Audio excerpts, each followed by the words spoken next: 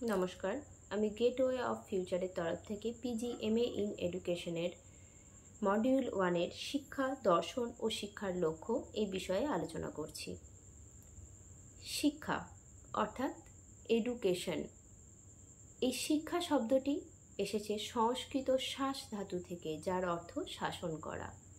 বিদ্যা, যার অর্থ জ্ঞান, এই শব্দটি এসেছে সংস্কৃত বিদ ধাতু থেকে। এডুকেশন এটি ইংরেজি প্রতিশব্দ। এর ব্যুৎপত্তিগত অর্থ হিসাবে ধরা হয় ল্যাটিন শব্দ এডুকেয়ার, অর্থাৎ পরিচর্যা করা। কেউ কেউ বলে থাকেন এডুশেয়ার, যার অর্থ নিষ্কাশনে সহায়তা করা। আবার মতান্তরে কেউ কেউ বলে থাকেন এডুকেটাম, যার অর্থ হচ্ছে শিক্ষাদানের কাজ। এই শিক্ষা অর্থাৎ এডুকেশনকে মিনিং হিসাবে আমরা দুটি ভাগে ভাগ করতে পারি, একটা সংকীর্ণ অর্থে আর একটি ব্যাপক অর্থে। সংকীর্ণ অর্থে এডুকেশন কি? কোনো বিশেষ জ্ঞান অর্জন করা বা কোনো বিশেষ কৌশলকে আয়ত্ত করা। এই বিশেষ কৌশলকে আয়ত্ত করার মাধ্যমে যে শিক্ষা লাভ হচ্ছে তাকে আমরা এডুকেশন বা শিক্ষা বা সংকীর্ণ অর্থে শিক্ষা বলে থাকতে পারি। উদাহরণ, স্কুল কলেজে যে নির্ধারিত শিক্ষা আমরা পেয়ে থাকি, যার একটা নির্দিষ্ট পাঠ্যসূচি ও পাঠ্যক্রম বিদ্যমান। এক্ষেত্রে বলা যেতে পারে যে যত বেশি ডিগ্রি অর্জন করেছে সে ততটাই বেশি শিক্ষিত। তাহলে এক্ষেত্রে ন্যারো অর্থে বা সংকীর্ণ অর্থে এডুকেশনকে আমরা কয়েকটি পয়েন্টে ভাগ করতে পারি। এক হচ্ছে জ্ঞান বৃদ্ধি, দ্বিতীয়ত ডিগ্রি লাভ, তৃতীয়ত হচ্ছে দাতা গ্রহীতার সম্পর্ক বিদ্যমান, চতুর্থত চাহিদাটা এখানে অবহেলিত। এখানে চাহিদা বলতে কি বোঝাচ্ছে বলো তো? এখানে চাহিদা হচ্ছে শিক্ষার্থীর চাহিদা অবহেলিত। এটা একমুখী প্রক্রিয়া, যে কারণে এখানে শিক্ষার্থীর চাহিদা প্রতিনিয়ত অবহেলিত হতে থাকে। এটি অপরিবর্তনীয় ও গতিহীন। এটি বিদ্যালয় কেন্দ্রিক ও পুঁথি কেন্দ্রিক। আর সর্বশেষ যে বিষয়টি এর প্রধান বিষয়, সেটি হলো পরীক্ষা কেন্দ্রিক। এরপর আমরা আসি ব্যাপক অর্থে এডুকেশন কি। ব্যাপক অর্থে এডুকেশনকে আলোচনা করতে গিয়ে আমরা এর কতগুলি বিশেষত্ব বা বৈশিষ্ট্য দেখতে পাই। 1 নম্বর, সেটি হচ্ছে জীবনব্যাপী প্রক্রিয়া। দ্বিতীয়ত চাহিদা ও প্রবণতা ভিত্তিক প্রক্রিয়া। তৃতীয়ত বাস্তব অভিজ্ঞতা ভিত্তিক স্থায়ী প্রক্রিয়া। চতুর্থত অভিযোজনমূলক প্রক্রিয়া। পঞ্চমত ক্রমবিকাশমূলক প্রক্রিয়া। তৃতীয়ত এটি একটি সামাজিক প্রক্রিয়া এবং গতিহীন প্রক্রিয়া বলে বিবেচ্য হয়ে থাকে। শিক্ষার বৈশিষ্ট্য। এবার এই শিক্ষার বৈশিষ্ট্যগুলোকেও আমরা কতগুলি পর্যায়ে ভাগ করতে পারি। এক, শিক্ষা হলো জীবনব্যাপী প্রক্রিয়া, যা জন্ম থেকে আমৃত্যু আমরা লাভ করে থাকি। দ্বিতীয়ত, শিক্ষা একটি একমুখী ও ত্রিকোটিক প্রক্রিয়া। এই ত্রিকোটি প্রক্রিয়া জিনিসটা কি? এক হলো শিক্ষার এই প্রক্রিয়াতে আমরা সাধারণভাবে শিক্ষা আর শিক্ষার্থী এই দুটোকেই আমরা জেনে থাকি, কিন্তু কিছু কিছু দার্শনিক বলে থাকেন এর সাথে পরোক্ষভাবে সমাজও ওতপ্রোতভাবে জড়িত, যে কারণে তারা বলছেন এটি একটি ত্রিকোটিক প্রক্রিয়া। তাহলে ত্রিকোটিক প্রক্রিয়ায় কারা কারা জড়িত? প্রথমত শিক্ষক, দ্বিতীয়ত শিক্ষার্থী এবং তৃতীয়ত পরোক্ষভাবে সমাজ। চতুর্থত, শিক্ষা সমাজমুখী ও ব্যক্তিমুখী, কারণ শিক্ষা ব্যক্তি ও সমাজের মধ্যে সমন্বয় ও ভারসাম্য রক্ষা করে থাকে। শিক্ষা পরিকল্পিত ও একটি উদ্দেশ্যমুখী প্রক্রিয়া। এখানে উদ্দেশ্যমুখী এই কারণে বলা হয়েছে, প্রথাগত ও অপ্রথাগত শিক্ষা উভয় ক্ষেত্রেই পরিকল্পনা ও উদ্দেশ্য বিদ্যমান হয়। পঞ্চমত, শিক্ষা হলো অভিজ্ঞতার পুনর্গঠন।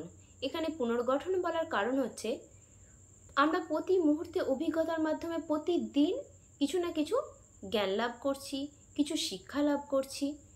এই কারণেই এটাকে বলা হচ্ছে আমাদের অভিজ্ঞতা। আজকে ধরো আমরা এক রকমের অভিজ্ঞতা অর্জন করলাম, কালকে সেই বিষয়টাকে খণ্ডিত করে আমরা নতুন অভিজ্ঞতা অর্জন করতেই পারি। সেই জন্য বলছে এখানে অভিজ্ঞতার প্রতিনিয়ত একটা পুনর্গঠন হচ্ছে। এছাড়াও বলা যেতে পারে শিক্ষা একটি স্বয়ংক্রিয় প্রক্রিয়া। দ্বিতীয়ত এটা একটি ধারাবাহিক প্রক্রিয়াও তো অবশ্যই, যেহেতু এটা স্বয়ংক্রিয় প্রক্রিয়া সেহেতু এটা ধারাবাহিক প্রক্রিয়া। চতুর্থত এটি একটি অভিযোজনমূলক প্রক্রিয়া। তাহলে এই বিষয়টা থেকে, এই শিক্ষা বিষয়টা থেকে তোমাদের যে প্রশ্নগুলো আসতে পারে সেটি হলো শিক্ষা কি, ব্যাপক অর্থে শিক্ষার অর্থ, সংকীর্ণ অর্থে শিক্ষার অর্থ, আর শিক্ষার বৈশিষ্ট্যগুলি। এরপর আসি আমরা দ্বিতীয় টপিকে। দ্বিতীয়ত আমরা আলোচনা করব দর্শন অর্থাৎ ফিলোজফি। ফিলোজফি শব্দটা কিন্তু একটি ইংরাজি শব্দ। তাহলে দর্শন শব্দটির ইংরাজি প্রতিশব্দ হচ্ছে ফিলোজফি। এই ফিলোজফি শব্দটি কোথা থেকে এসছে, অর্থাৎ এর শব্দগত অর্থগুলো কি কি? এটি এসছে গ্রিক শব্দ ফিলোজ আর সোফিয়া, এই দুটি শব্দের যুক্ত হয়ে সম্পূর্ণ কথাটি হয়েছে ফিলোজফি। তাহলে এবার দেখি, ফিলোজ শব্দের অর্থ হচ্ছে অনুরাগ আর সোফিয়া শব্দের অর্থ হচ্ছে জ্ঞান। তাহলে আমরা বলতেই পারি ফিলোজফি শব্দের শব্দগত অর্থ কি? জ্ঞানের প্রতি অনুরাগ। এটা তো গেল শব্দগত অর্থ। তাহলে এবার আসি ফিলোজফি শব্দটির ব্যুৎপত্তিগত অর্থে। ফিলোজফি শব্দটির ব্যুৎপত্তিগত অর্থ হলো লাভ অফ উইজডম, অর্থাৎ প্রজ্ঞার প্রতি ভালোবাসা। প্রজ্ঞা অর্থাৎ জ্ঞান, নলেজ। এবার আসি আমরা দর্শনের প্রকৃতিতে।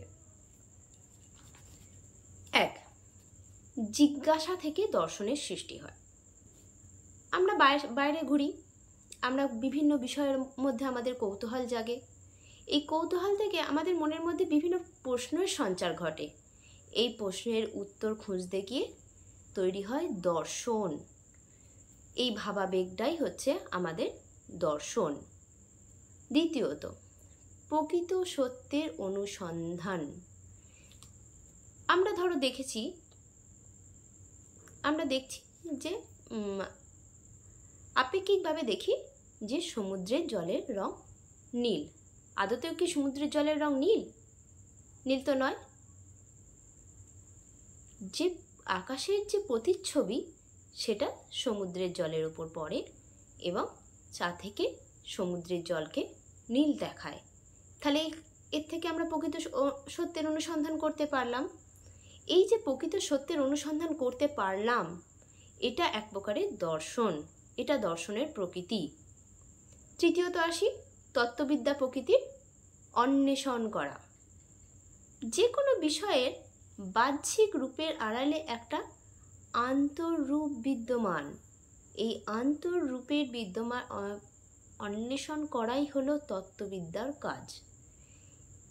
এবার তোমরা বলতে পারো বাহ্যিক রূপ কি আর আন্তর্রূপ কি? ওই যে আগের পয়েন্টে বললাম যে সমুদ্রের জলের রংটা আমরা বাহ্যিকভাবে দেখতে পাচ্ছি নীল, কিন্তু এর প্রকৃত সত্য অনুসন্ধান করতে গিয়ে আমরা কি জানতে পারছি? আমরা জানতে পারছি যে আকাশের যে নীল রং তার প্রতিচ্ছবি পড়ছে সমুদ্রের জলে, যে কারণে আমাদেরকে সমুদ্রের জলের রংটা দেখাচ্ছে নীল। এর থেকে আমরা তত্ত্ববিদ্যার যে অনুসন্ধান করতে পারলাম, এটাই হলো দর্শনের আরেকটি প্রকৃতি। চতুর্থত, দর্শন হলো জীবনের সমালোচনা। জীবনের অর্থ, উদ্দেশ্য নির্ণয় ও ব্যাখ্যা করতে চায় দর্শন। পঞ্চমত, দর্শনের বিষয় ব্যাপক ও অনন্ত। এটা সীমাহীন আলোচনা সাপেক্ষ বিষয়। এবার আসি দর্শনের বিষয়বস্তুতে। দর্শনের বিষয়বস্তুকে আমরা তিনটি ভাগে ভাগ করতে পারি। এক, অধিবিদ্যা, দ্বিতীয়ত জ্ঞানবিদ্যা, তৃতীয়ত মূল্যবিদ্যা। তাহলে এতদূর পড়ার পর আমরা কি কি প্রশ্ন আসতে পারে এখান থেকে আমরা বলতে পারি। দর্শনের প্রকৃতি কি একটা প্রশ্ন আসতে পারে। দর্শনের ব্যুৎপত্তিগত অর্থ কী এবং দর্শনের শব্দগত অর্থ কী। চলো এরপর দেখা যাক পরের টপিকে। এবার আসছে দর্শনের কাজ। দর্শনের কাজকেও আমরা কয়েকটি ভাগে ভাগ করতে পারি, মূলত তিনটে ভাগে ভাগ করতে পারি। কি কি? এক হচ্ছে অনুধ্যানমূলক কাজ, দ্বিতীয়ত আদর্শায়নমূলক কাজ, তৃতীয়ত বিচারমূলক কাজ। অনুধ্যানমূলক কাজ কি? বিভিন্ন বিষয়গুলি থেকে তথ্য সংগ্রহ করে তার দ্বারা সামগ্রিক যে ধারণা গঠন করা হয় এবং সেই ধারণার বর্তমান সমস্যার সমাধানে সহযোগিতা করতে পারবে কিনা, কোনো নীতি গঠনে সহায়তা করতে পারবে কিনা, বা সেটাকে নিয়ে আমরা আদৌ কোনো কাজে লাগাতে পারবো কিনা, এই বিষয়গুলোকেই বলা হয় অনুধ্যানমূলক কাজ। তাহলে কি বললাম? বিভিন্ন বিষয়, সেটা ইতিহাস হোক, বিজ্ঞান হোক, অর্থনীতি হোক, সেই বিষয়গুলি থেকে আমরা যে সম্মিলিত তথ্য সংগ্রহ করি এবং তার দ্বারা যে সামগ্রিক যে আমাদের একটা ধারণা গঠন হয়, সেই ধারণা আমাদের বর্তমান সমাজে বা বর্তমান পরিস্থিতিতে যে সমস্যাগুলো আমাদের উপস্থিত হয়, সেই সমস্যাগুলির সমাধানে সেই আমাদের সম্যক জ্ঞানটা সহযোগিতা করবে কিনা, বা আমাদের কোনো নীতি গ্রহণে সহায়তা করবে কিনা, এই বিষয়গুলিকেই একত্রিতে বলা হতে যায় যে অনুধাবনমূলক কাজ। দ্বিতীয় আসি আদর্শায়নমূলক কাজ। সামগ্রিক ধারণা প্রদানের সাথে সাথে আদর্শ ও মান নির্ণয়ের কাজটিও করে থাকে। অনুধ্যানমূলক কাজে কি হলো? সামগ্রিক ধারণা প্রদান হলো। এই সামগ্রিক ধারণা প্রদানের সাথে সাথে আদর্শ ও মান নির্ণয়ের কাজটিও এই প্রেক্ষাপটে হয়ে থাকে। তৃতীয়ত আসি বিচারমূলক কাজ। ধারণা প্রদান করতে গিয়ে কতগুলি বিষয়ের ওপর দর্শন লক্ষ্য রাখে। কি কি বিষয়ের উপর লক্ষ্য রাখে? লক্ষ্য রাখে বলতে পারো, আবার পর্যবেক্ষণ রাখেও বলতে পারো। এক, সিদ্ধান্তগুলির যথার্থতা যাচাই করে। দ্বিতীয়ত, ভাষার স্পষ্টতাকে গুরুত্ব দেয়। তৃতীয়ত, যুক্তির অর্থগুলিকে পুনর্মূল্যায়ন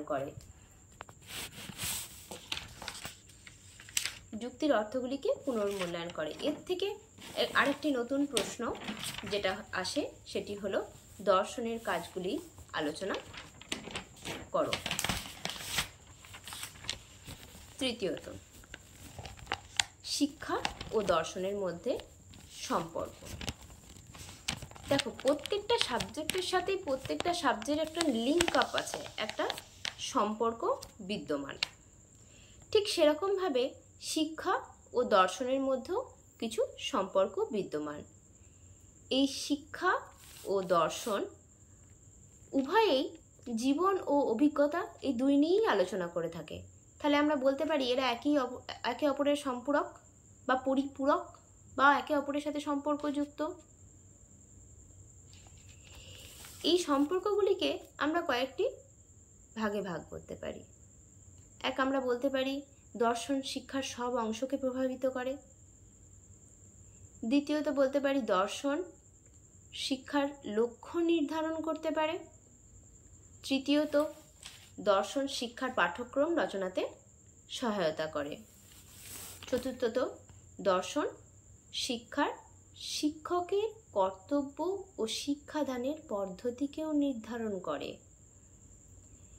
মূল্যায়নের ক্ষেত্রে পরোক্ষভাবে ভূমিকা পালন করে এবং শিক্ষা বিজ্ঞানকে সার্বিকভাবে প্রভাবিত করে থাকে। তাহলে শিক্ষা ও দর্শনের মধ্যে একটি ওতপ্রোতভাবে সম্পর্ক জড়িত। তাহলে শিক্ষা ও দর্শনের মধ্যেও একটি সম্পর্ক বিদ্যমান। এখানে জীবন ও অভিজ্ঞতা নিয়ে প্রত্যেকেই আলোচনা করে থাকে। এখানে শিক্ষার সব অংশকে প্রভাবিত করে। দর্শন শিক্ষার লক্ষ্য নির্ধারণ করে, পাঠ্যক্রম রচনাতে সহায়তা করে, শিক্ষকের কর্তব্য ও শিক্ষাদানের পদ্ধতি নির্ধারণ করে, মূল্যায়নের ক্ষেত্রে পরোক্ষ ভূমিকা পালন করে এবং শিক্ষা বিজ্ঞানকে সার্বিকভাবে প্রভাবিত করে থাকে। তাহলে এই দর্শনের উপরে তোমাদের যে সকল প্রশ্নগুলি আসবে সেগুলি আমি তোমাদেরকে আরেকবার আলোচনা করে দিই। দর্শন কি? দর্শনের ব্যুৎপত্তিগত অর্থ কি? দর্শনের শব্দগত অর্থ কি?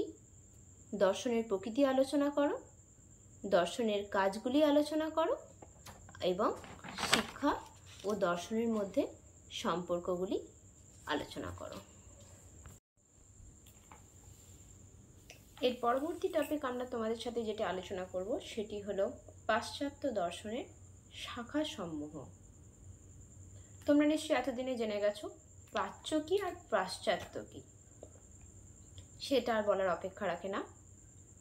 এবার আমরা মূল বিষয়ে ঢুকে যাই। বস্তু জগৎ কি তার অস্তিত্বের জন্য মনোজগতের উপর আদৌ নির্ভরশীল, নাকি বস্তু জগতের মন নিরপেক্ষ স্বতন্ত্র কোনো অস্তিত্ব রয়েছে? এই দুটি প্রশ্নের উপর নির্ভর করে পাশ্চাত্য দর্শনকে দার্শনিকরা কয়েকটি ভাগে ভাগ করে ফেলেছেন। সেই ভাগগুলি কি কি? এক হচ্ছে ভাববাদ, প্রকৃতিবাদ, প্রয়োগবাদ, বস্তুবাদ বা বাস্তববাদ, আর সর্বোপরি মার্ক্সবাদ। ভাববাদ। ভাববাদ জিনিসটা কি?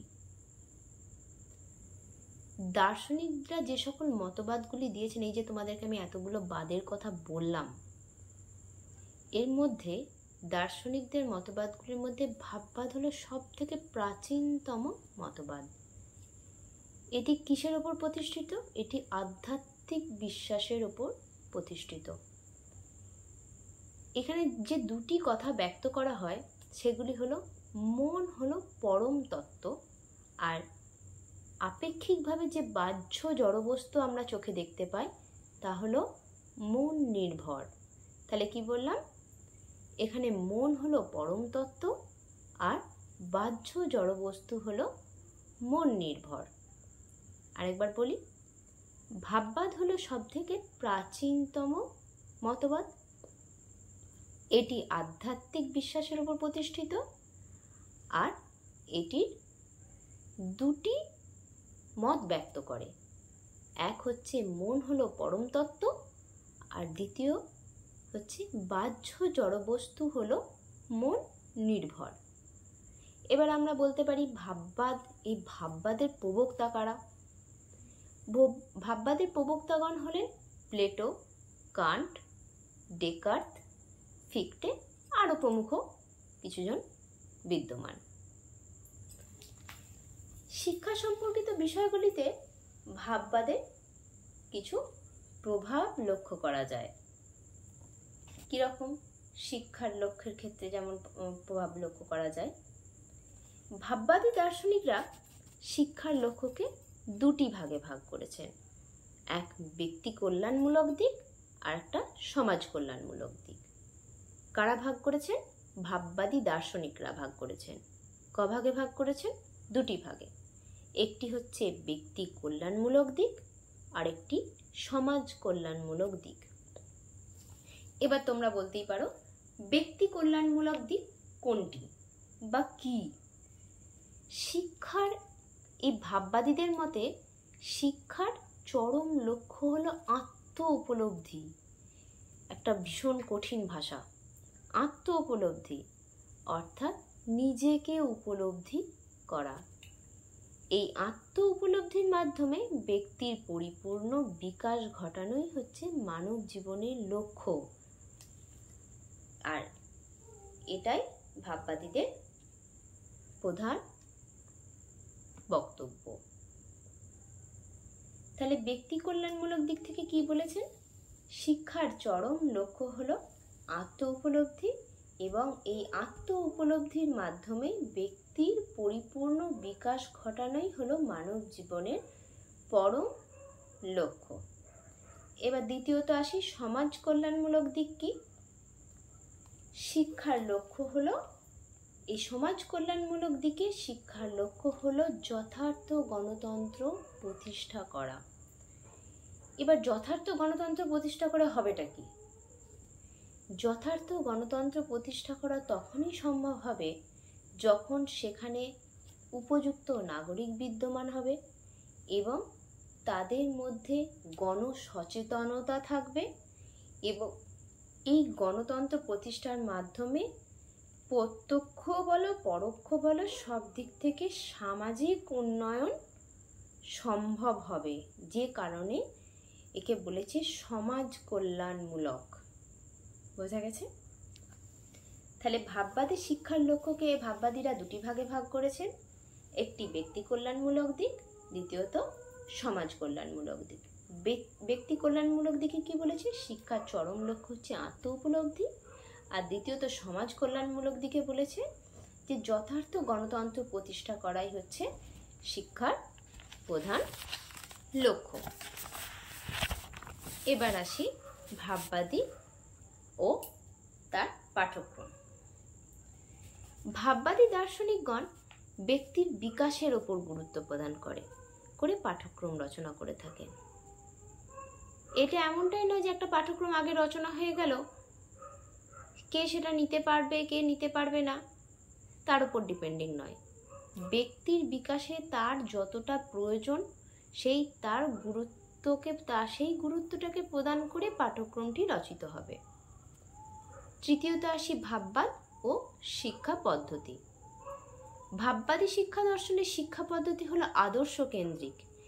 এখানে শিশুর আগ্রহ, প্রচেষ্টা ও ইচ্ছা শক্তিকে গুরুত্ব প্রদান করা হয়েছে। ভাববাদ ও শিক্ষক। ভাববাদী শিক্ষা দর্শনে শিক্ষককে পরিচর্যারত মালির সাথে তুলনা করা হয়েছে। কার সাথে তুলনা করা হয়েছে? মালির সাথে তুলনা করা হয়েছে। কাকে তুলনা করা হয়েছে? শিক্ষককে তুলনা করা হয়েছে। তাহলে ভাববাদী শিক্ষা দর্শনে শিক্ষককে যে পরিচর্যারত মালিকের সাথে তুলনা করা হয়েছে, তার কাজ কি হবে? যার কাজ হবে শিশু উদ্যান রচনা করা, অর্থাৎ শিশুর সকল অন্তর্নিহিত সম্ভাবনাগুলিকে পরিপূর্ণ বিকাশে সহায়তা করাই হবে শিক্ষকের একমাত্র কাজ। তাহলে ভাববাদী ও শিক্ষক কি? ভাববাদী শিক্ষা দর্শনে শিক্ষককে পরিচর্যারত মালির সাথে তুলনা করা হয়েছে, যার কাজ শিশু উদ্যান রচনা করা, অর্থাৎ শিশুর সকল অন্তর্নিহিত সম্ভাবনাগুলির পরিপূর্ণ বিকাশে সহায়তা করা। পঞ্চমত আসি ভাববাদ ও শৃঙ্খলা। ভাববাদ কঠোর শৃঙ্খলার উপর গুরুত্ব আরোপ করে।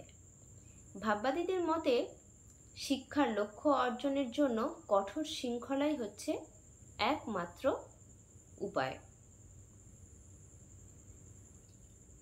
তাহলে এই ভাববাদ থেকে কি প্রশ্ন আসতে পারে? ভাববাদ কি? ভাববাদের প্রবক্তা কারা? ও ভাববাদ শিক্ষার উপর ভাববাদের প্রভাব।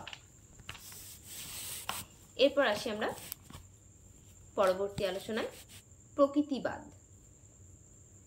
এই যে আমরা এতক্ষণ আলোচনা করলাম ভাববাদ, যা আধ্যাত্মিক বিশ্বাসের উপর নির্ভরশীল, কিন্তু এখানে আমরা আলোচনা করব প্রকৃতিবাদ। এই প্রকৃতিবাদ কিন্তু ভাববাদের সম্পূর্ণ বিপরীতধর্মী। মধ্যযুগীয়কালীন যে বর্বরতার সৃষ্টি হয়েছিল তার প্রতিবাদ স্বরূপ এই দর্শনের উদ্ভব ঘটেছিল। এই প্রকৃতিবাদ দর্শনের প্রবক্তা কারা কারা ছিলেন? এই প্রকৃতিবাদ দর্শনের প্রবক্তা হলেন রুসো, স্পেন্সার, হবস, বেকন ও প্রমুখরা। এবার শিক্ষায় প্রকৃতিবাদেরও তো কিছু লক্ষ্য বিদ্যমান। এই শিক্ষার উপর প্রকৃতিবাদের কি কি লক্ষ্য আমরা সেটা আলোচনা করব ক্রমান্বয়ে। প্রকৃতিবাদ ও শিক্ষার লক্ষ্য। এই দর্শনে শিক্ষার্থীর নৈতিক ও আধ্যাত্মিক দিক উপেক্ষিত হয়ে থাকে। আমি যেহেতু প্রথমেই বলেছি প্রকৃতিবাদ ভাববাদের সম্পূর্ণ বিপরীতধর্মী, তাহলে অবশ্যই সেটা আধ্যাত্মিক দিকটি উপেক্ষিত হবে। কিন্তু এরা শিশুর অবস্থানকে শিক্ষা জগতের কেন্দ্রে প্রতিষ্ঠিত করতে চায়। এরা নৈতিক এবং আধ্যাত্মিক দিকের বিপরীতধর্মী হলেও এরা শিশুর অবস্থানকে শিক্ষা জগতের কেন্দ্রে প্রতিষ্ঠিত করতে চায়। এটাই তাদের চূড়ান্ত চরম লক্ষ্য। এবার আসি প্রকৃতিবাদ ও পাঠ্যক্রমের ক্ষেত্রে। প্রকৃতিবাদী পাঠ্যক্রম বাস্তবসম্মত। এরা বাস্তবকে আলোচনা করে এবং বাস্তবের ওপর পর্যালোচনা করে পাঠ্যক্রম রচিত হয়। এদের পাঠ্যক্রম বেশি বিস্তৃত ও মনোবিজ্ঞান সম্মত, যা শিশুর বিকাশে সহায়তা করে। প্রকৃতিবাদ ও শিক্ষা পদ্ধতি। প্রাচীন যুগে যে পুঁথিগত ও গতানুগতিক শিক্ষার একটা প্রচলন ছিল, সেই পুঁথিগত ও গতানুগতিক শিক্ষার প্রতিবাদ স্বরূপ প্রকৃতিবাদের উত্থান। তাহলে পুঁথিগত ও গতানুগতিক শিক্ষার এরা বিরোধিতা করেছে। এই শিক্ষা দর্শন পদ্ধতি মূলত পর্যবেক্ষণ ও আরোহণমূলক পদ্ধতি। তাহলে প্রাচীন পুঁথিগত ও গতানুগতিক শিক্ষার প্রতিবাদ স্বরূপ এই পদ্ধতির উদ্ভব ঘটেছে এবং এই পদ্ধতি মূলত পর্যবেক্ষণ ও আরোহণমূলক পদ্ধতি। প্রকৃতিবাদ ও শিক্ষক।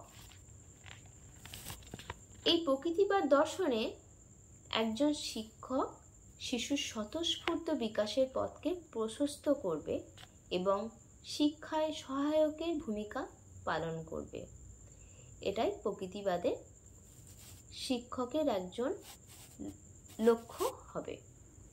তাহলে প্রকৃতিবাদের শিক্ষকের একজন ভূমিকা কি হবে? একজন শিক্ষকের প্রকৃত ভূমিকা কি হবে? একজন শিক্ষক শিশুর স্বতঃস্ফূর্ত বিকাশের পথকে প্রশস্ত করবে এবং শিক্ষায় সহায়কের ভূমিকা পালন করবে। শেষ আসি প্রকৃতিবাদ ও শৃঙ্খলা। এই দর্শনে অর্থাৎ প্রকৃতিবাদ যে দর্শন, সেই দর্শনে কোনরূপ দমনমূলক নিয়ন্ত্রণের কথা বলা হয়নি বা স্বীকার করা হয়নি। এখানে যেটা বলা হয় সেটি হলো শিশু স্বাভাবিক নিয়মে শৃঙ্খলিত হবে এবং শিশু নিজেই নিজের আচরণের দ্বারা অভিযোজিত হবে এবং তা থেকে শিক্ষা গ্রহণ করবে এবং নিজেই শৃঙ্খলিত হবে। তাহলে প্রকৃতিবাদ কি বোঝা গেছে। এবার প্রকৃতিবাদ থেকে কি কি প্রশ্ন আসতে পারে? প্রকৃতিবাদ কি, প্রকৃতিবাদের প্রবক্তা কারা এবং শিক্ষায় প্রকৃতিবাদের প্রভাব।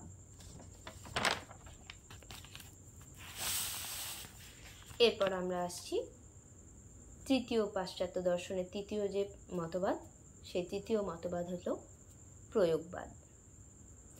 প্র্যাগমাটিজম অর্থাৎ প্রয়োগবাদ। এই প্র্যাগমাটিজম শব্দটি হচ্ছে একটি ইংরাজি প্রতিশব্দ। এই তত্ত্বেও কিন্তু ভাববাদকে অস্বীকার করা হয়ে থাকে। এই প্রয়োগবাদের আলোচ্য বিষয় হচ্ছে কেবলমাত্র বাস্তব জগৎ। এখানে কোনো আদর্শকে স্বীকার করা হয় না।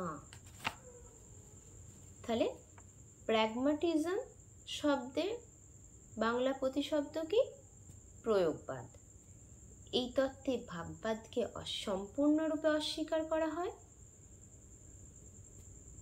এই প্রয়োগবাদের আলোচ্য বিষয় হচ্ছে বাস্তব জগৎ এবং এখানে আদর্শকে কোনো রকমভাবে স্বীকার করা হয় না। প্রয়োগবাদের প্রভাব কি? শিক্ষায় প্রয়োগবাদের প্রভাব। শিক্ষা ও প্রয়োগবাদ ও শিক্ষার লক্ষ্য।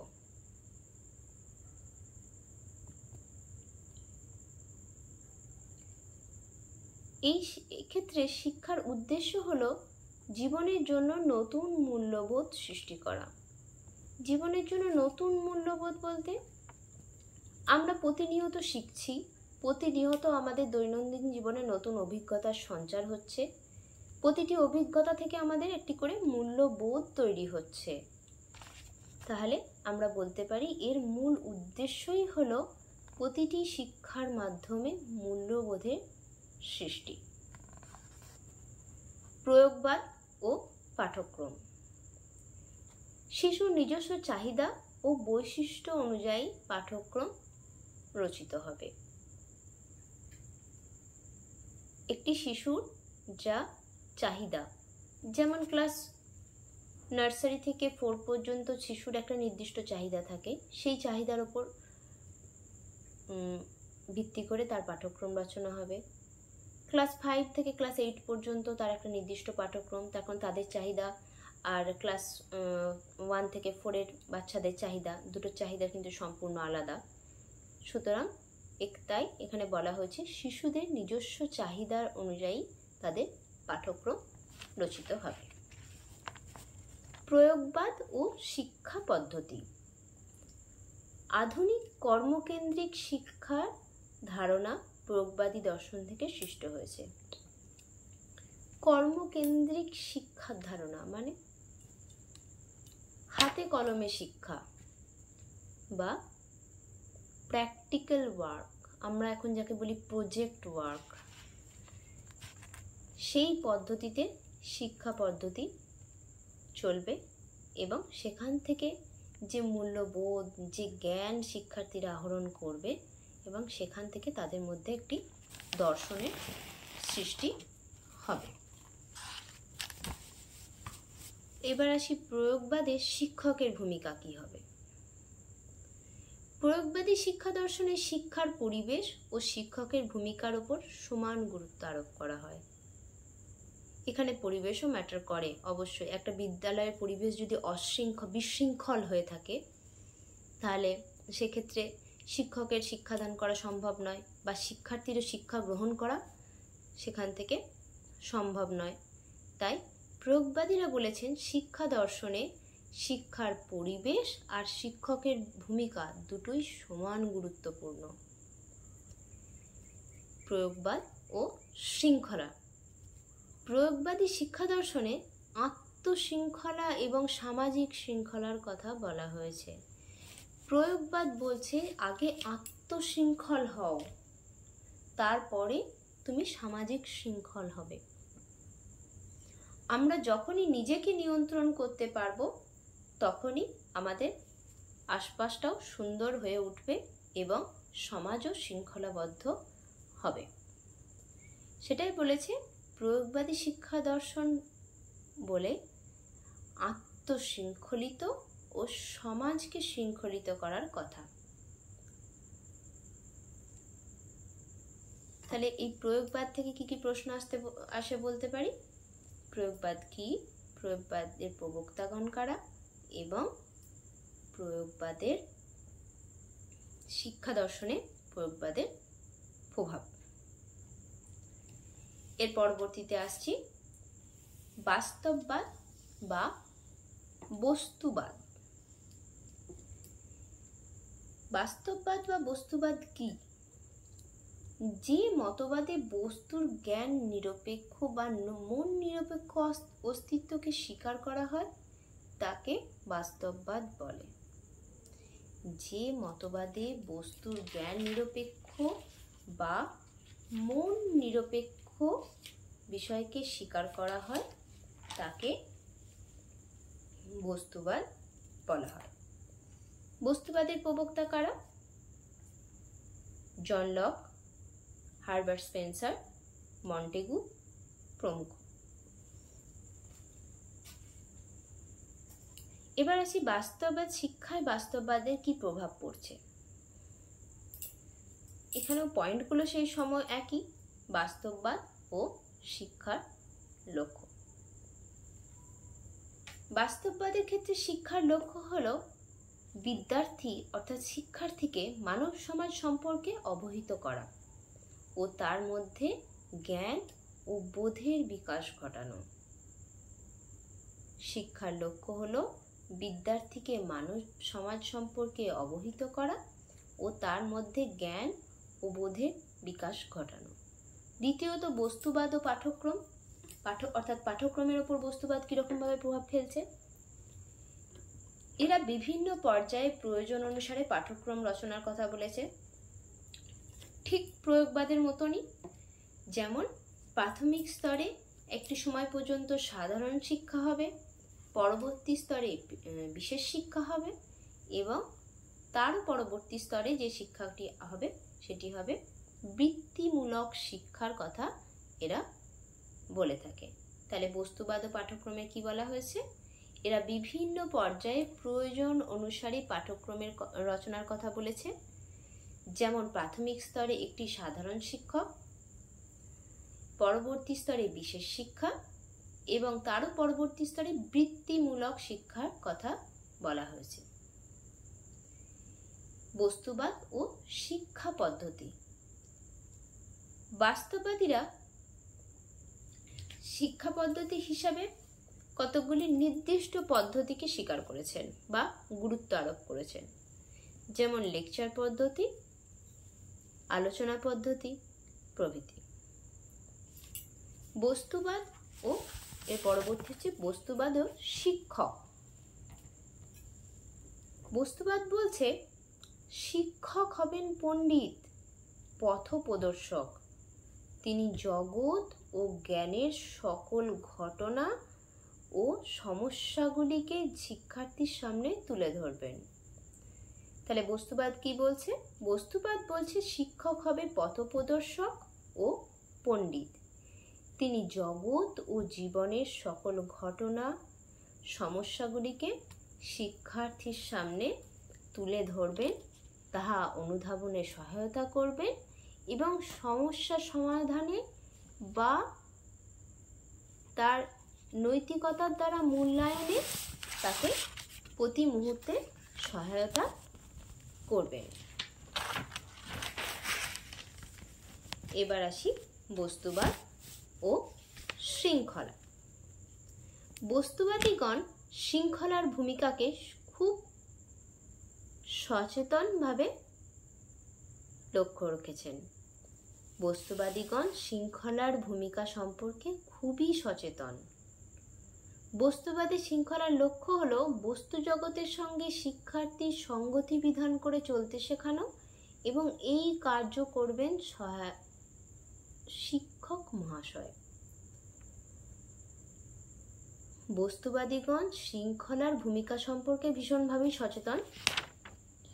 এই শৃঙ্খলার লক্ষ্য হতে বস্তু জগতের সঙ্গে শিক্ষার্থীর যে সংগতি সাধন, যেমন একটা ক্লাসরুমে যে নির্দিষ্ট শৃঙ্খলা আছে তা একটা শিক্ষার্থীকে কে বলবে? একজন শিক্ষক বলবেন। এবং তার সেই শৃঙ্খলার সাথে সংগতি বিধান করে চলতে কে শেখাবে? শিক্ষক শেখাবেন। সেটাই এখানে বলেছে যে বস্তু জগতের সঙ্গে শিক্ষার্থীর সংগতি বিধান করে চলতে শেখানো এবং সেই কার্যে তাকে সহায়তা করতে প্রতি মুহূর্তে কে সাহায্য করবেন? শিক্ষক। তাহলে এই বস্তুবাদ সম্পর্কে যে প্রশ্নগুলি তোমাদের আসতে পারে সেগুলি হলো বস্তুবাদ কি, বস্তুবাদের প্রবক্তা কারা এবং শিক্ষায় বস্তুবাদের প্রভাব। নমস্কার।